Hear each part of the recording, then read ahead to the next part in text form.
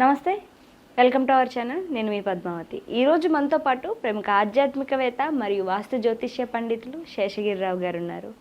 నమస్కారం గురువుగారు. నమస్తే అమ్మా. గురువుగారు, మే నెలలో చూసుకున్నట్టయితే కనుక ధనస్సు రాశి వారికి అసలు వీరికి గోచారం ప్రకారం ఏమేమి కనిపిస్తున్నాయి అంటారు. దాంతోపాటుగా ఈ వృత్తి వ్యాపార విద్యా రంగాల్లో ఉన్న వారికి ఈ నెల ఏమైనా కలిసి వచ్చేదిగా కనిపిస్తుంది అంటారా? అయితే ధనుర్రాశి వారికి కూడా ప్రస్తుతం అయితే కొద్దిగా మిశ్రమ ఫలితాలే ఎక్కువగా ఉన్నాయి. ఎందుకంటే వీరికి కూడా అర్ధాష్టమ శని అనేది ఒకటి ప్రారంభమైంది మార్చి 29 నుంచి. సో మిగతా గ్రహాలు కూడా మరీ మేలు చేసేంత స్థితిలో అయితే లేవు. అయితే ఉన్న ఇది ఏంటి అంటే కనుక ఒకటి అదృష్టవశాత్తు ఎంత ఇబ్బంది పడినా కానీ మొత్తానికి చివరి నిమిషంలో అయితే కనుక నెట్టుకొస్తారు. అంటే తెల్లారేపటికి రూపాయి లేదు అనుకునే టైంకి మొత్తానికైతే ఆ చివరి నిమిషంలో ఆ రూపాయి పుట్టడం అనేది అయితే లభిస్తుంది. అంటే పరువు పోగొట్టుకోవటం అనేది, పరువు తక్కువ పనులు చేయటం అనేది, ఈ రెండు కూడా ఉండవు. అంటే ఎంతో కొంత పరువు కాపాడుకోవడానికి చూడటం అనేది ఒకటి. ఇది మనకి వద్దు అనే ఒక నియంత్రణ. అంటే కొన్ని రాసుల వాళ్ళకి ఆ నియంత్రణ ఉండదని చెప్పుకున్నాం మనం. వీళ్ళు ఎంతో కొంత కొద్దిగా అయినా సంయమనం పాటించటం, అది కొంత వీళ్ళని రక్షింపజేయటం అనేది అయితే ఉంటుంది. అయితే ఆలోచనలోకి వచ్చేప్పటికి వీలైనా సరే ఈ నెలలో కొద్దిగా రెండు రకాల ఆలోచనలతోనే కొంత సతమతం అవుతారు. సరే నేను అక్కడికి వెళ్ళటం మంచిదా, పోవటం మంచిదా, ఇలా రెండు రకాల ఆలోచనలు అయితే వీళ్ళకి ఉంటాయి. అయితే ఈ నెలలోకి వచ్చేప్పటికి ఏంటంటే ఏదైనప్పటికీ కూడా వీరికి కూడా రెండో భాగం నుంచే బాగుంది. తృతీయంలో రాహు వస్తాడు. సో అది అక్కడి నుంచి బాగుంటుంది. అయితే మొదట ఉండే సగభాగంలో ఒక్కోసారి స్థాన మార్పులు కానీ, ఏదైనా సరే ఈ ఇంటిని మారుద్దాం అనుకుంటే ఇంటిని మార్చడం కానీ, ఈ గృహ మార్పుల కోసం చేసే ప్రయత్నాలు సఫలీకృతం అవుతాయి. తర్వాత రెండోది వచ్చేప్పటికి ఏంటంటే ఈ సంపాదన కానీ, తర్వాత మంచి అవకాశాలు పొందటం కానీ, ఇలాంటివన్నీ కూడా మనకి ఎప్పుడైతే రాహు 3వ ఇంట్లోకి వస్తాడో అది మే 19 ఇంచుమించుగా అక్కడి నుంచి మంచి ఫలితాలు రావటం అనేది ఉంటుంది. సో తర్వాత గురుడు కూడా మనకి మే 14 నుంచి వీళ్ళకి కొంతవరకు యోగిచ్చే దాంట్లో ఉన్నాడు. సో ఈ ధనుర్రాశి ఏదైతే ఉందో ఈ అంతగతం ఇప్పుడు కూడా ఈ కుజుడి ప్రభావం వల్ల ఆకస్మిక అనారోగ్యాలు అనేవి ఇంట్లో ఎక్కువ ఉంటాయి. ముఖ్యంగా ఈ జాతకునికి, అంటే కుటుంబంతో కాకుండా ఈయనకు కూడా, అంటే వ్యక్తిగతంగా ఆమె అయితే ఆమె, ఈయనైతే ఈయన. ఆ ధనుర్రాశిలో పుట్టిన వాళ్ళందరికీ కూడా ఆకస్మిక ఇబ్బందులు, అంటే ఒక్కోసారి ఉన్నట్టుండి స్టెంట్లు వేయించుకోవాల్సిన పరిస్థితి రావటం. సో అప్పటిదాకా ఆ దీర్ఘకాలిక రోగం అనేది డయాబెటీస్ లేదనుకోండి, అది బయటపడటం. సో ఇలా కొన్ని ప్రమాదకరమైన జబ్బులు కూడా ఐడెంటిఫై అవ్వటం అనేది, అది గత కొద్ది నెలల్లో వీళ్ళు ఎదుర్కొంటున్న వాటిలో ఒక ఫలితం. సో అది మనకి ఏదైనప్పటికీ కూడా అందుకని ఏంటంటే ఈ నెలంతా కూడా వీళ్ళకి ఎంతో కొంత అలా మిశ్రమ ఫలితమే ఉంటుంది. ఎందుకంటే ఇంకా అష్టమంలోనే కుజుడు అనేది ఉన్నాడు. కాబట్టి ఎప్పుడైతే మే 14 నుంచి గురుడు మిథునంలోకి వస్తాడో అప్పుడు ఈ రాశిని చూస్తాడు కనుక అక్కడి నుంచి ఏదైనా అనారోగ్యాలు వచ్చినా కొద్దిగా బయటపడటం అనేది ఉంది.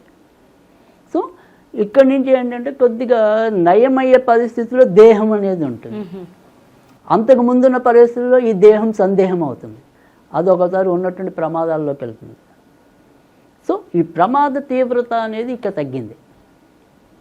సో అందుకని మనం యాత చెప్పేది ఏంటంటే కనుక ఖచ్చితంగా మే 2nd వీక్ నుంచి క్రమంగా వీరు అనుకున్న మార్గంలో ముందుకు రావటం అనేది, తర్వాత ఇంత దాకా ఏదైతే ఒక రెండు రకాల ఆలోచనలు అన్నాం కదా, ఆ రెండు రకాల ఆలోచనలో వీళ్ళు తెగించి ఏ నిర్ణయం తీసుకున్నారు, అమ్మాయి నేను తీసుకుని మంచి పనే చేశాను అనే ఒక రకమైన ఊరట రావటం, అది వీళ్ళకి ఇప్పుడు రైట్ అవుతుంది. కాబట్టి మనం రైట్ అన్నవన్నీ కూడా ఆఫ్టర్ మే 15th. ఓకే. సో రాంగ్ అన్నవన్నీ కూడా మే 15th. ఓకే. సో అందుకని ఏదైనప్పటికీ కూడా మొదట అర్ధ భాగం మాత్రం కొద్దిగా ఆచితూచి వెళ్ళండి. మరి ఈ మొదట అర్ధ భాగం కాస్త చూసుకుంటే అంత అనుకూలంగా కనిపించట్లేదు, ఎందుకంటే అర్ధాష్టమ శని ప్రభావం అనేది ఉందిగా. ఇంకేమైనా చేయొచ్చు అంటారంటే ఆ ప్లేస్లో? అంటే ఈ మనం ఏదైనా సరే ఎప్పుడైనా సరే లాస్ట్లో ఏదైనా చెప్పుకుంటే రెమెడీ చెప్పుకోవాలి తప్ప ఉన్నంతలో మనం ఏంటంటే నేను అనేది ఏంటంటే ఇప్పుడు సపోజ్ ఉద్యోగం ఉందండి, ఆ ఉద్యోగంలో వాళ్ళందరూ వాళ్ళు తీస్తే మనం ఏం చేయలేం. అవును, ఒకవేళ మారాలి అన్న ఆలోచన ఉంటే కాస్త జాగ్రత్త పడమంటారు. అప్పుడే వద్దు, మనకి మనంగా ఏవి తీసుకోవద్దు అంటారు. కొద్దిగా ఉన్నవి నడిపించేయండి. సో కొత్త వాటి కోసం అప్పుడే పాకులాడొద్దు. ఇంకా సిచ్యువేషన్స్ అనేవి అవంతట అవి బాగా బలంగా పోస్ట్ చేస్తే తప్ప సాధ్యమైనంత వరకు ఓపిక పట్టండి. సో ఆ రకంగా మీరు కనుక వెళ్తే కనుక మంచి జరగటం అనేది అయితే ఉంటుంది. తర్వాత పెళ్లి కోసం వేచి ఉంటే కనుక వీళ్ళకి కూడా ఇదే మనకి మే 14 తర్వాత నుంచి ముందుకెళ్ళే అవకాశాలు చాలా ఎక్కువ ఉంటాయి. ఇక భార్యాభర్తల మధ్య ఉండే వాగ్వివాదాలు కూడా చాలా మటుకు పరిష్కృతం అవటం అనేది ఉంటాయి. ఇంట్లో కొద్దిగా నెమ్మదిగా మే 14 తర్వాత నుంచి శాంతి పెరుగుతుంది. సంతాన పరంగా మాత్రం శుభవార్తలు వింటారు. అంటే వీరి సంతానం ఏదైనా సరే అభివృద్ధిలోకి రావటం, ఆ సంతానం వాళ్ళు ఏదైనా ఉద్యోగాల్లో ఉంటే వాళ్ళు కూడా అక్కడ మంచి ఫలితాలు పొందటం, ఇలా సంతానపరమైన విషయాల్లో మాత్రం ఆనందం అనుభవిస్తారు. సో ఆ రకంగా కూడా కొంతవరకు మంచి అనేది అయితే ఉంది. వీరి యొక్క వ్యక్తిగత ఆరోగ్య విషయంలో కొంతవరకు జాగ్రత్త తీసుకోవాలి. తర్వాత ఏవైనా సరే ఈ నిర్ణయాలు తీసుకుందాము, కొత్తవి చేపడదాం అనుకుంటే మొదట అర్ధ భాగంలో కొంతవరకు అచితూచి బాగా తొందరపాటు లేకుండా ఆ రకంగా జాగ్రత్తలు తీసుకున్నట్టయితే కనుక తప్పకుండా మంచి జరగటం అనేది అయితే ఉంటుంది. అయితే విదేశాలకి వెళ్ళాలి అనుకునే దానికి మాత్రం మొదట ఉన్న మే 18 లోపే మంచిది. బయటికి వెళ్ళేదానికి ఒకవేళ బయటికి వెళ్ళేదానికి మాత్రం మీరు ఆలోచించక్కల్లా. సో మే 18వ తారీఖు లోపే దానికి సంబంధించిన ప్రయత్నాలు చేసుకోవచ్చు. అప్పుడు బాగానే ఉంటుంది.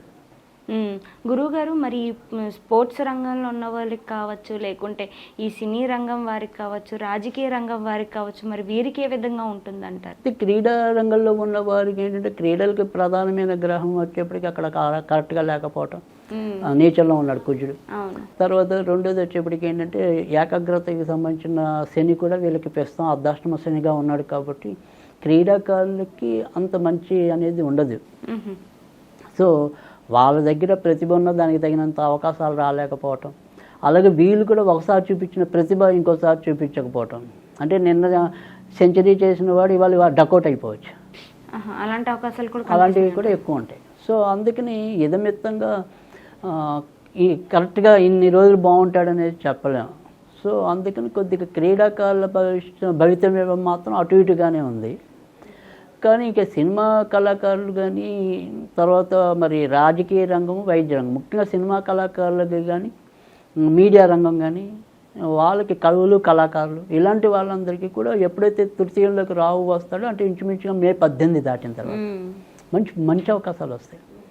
సో వీళ్ళని కొద్దిగా వీళ్ళు సమర్థతని నిరూపించుకోవడం కోసం రెడీ ఉండాలి. ఓకే. ఎందుకంటే ఒకసారి వాటంతటా అవే కూడా వెతుక్కుంటూ రావచ్చు అవకాశాలు. సో అలాంటి అదృష్టం పడటానికి మే 18 తర్వాత అనుకూలత అనేది ఎక్కువ ఉంటుంది.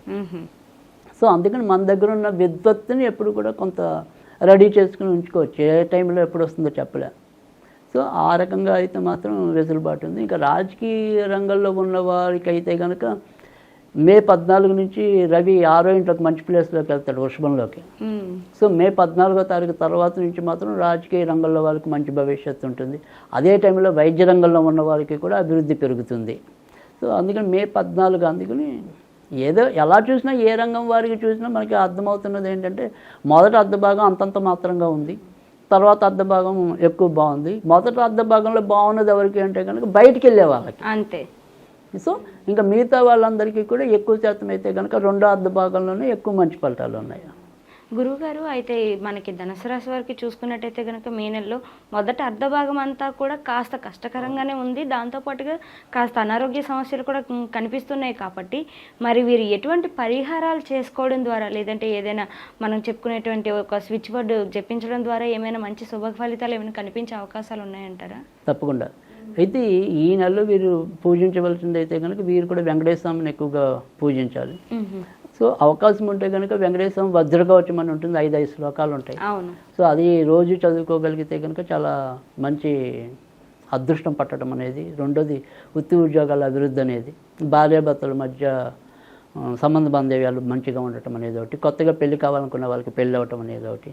సో అంటే ఇటు మెయిన్ వైవాహికము, తర్వాత వృత్తి వ్యాపారాలు, ఇది మనకి బాగా ఉపయోగపడుతుంది ఆ స్తోత్రం అనేది. వెంకటేశ్వర వజ్రకవచం అవును. అనేది.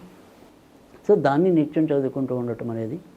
తర్వాత శనివారం పూట కనుక కుదిరితే పక్షులకి ఏదైనా సరే మేత వేయటం అనేది.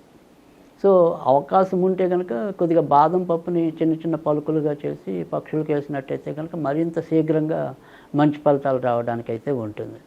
సో బాదం పప్పు అనేది ఇంకా బాగా మనకి మంచి రెమెడీ. సో అందుకని అలా పక్షులకి వాటికి బాదం పప్పు వేయగలిగినా కూడా చాలా మంచి ఫలితాలు రావడానికి ఉంటుంది. ఇక స్విచ్వర్డ్గా ఏదైనా సరే చదవాలి అనుకుంటే కనుక బ్రహ్మ బ్రహ్మ బ్రహ్మ ఇది చదవటం వల్ల చాలా మంచి ఫలితాలు వస్తాయి. చాలా చక్కగా వివరించారు గురుగారు. అయితే ధనుసు రాశి వారికి ఏ విధంగా ఉంటుందో పాటుగా పరిహారాల విషయంలో కూడా చాలా చక్కగా వివరించారు. ధన్యవాదాలు గురుగారు.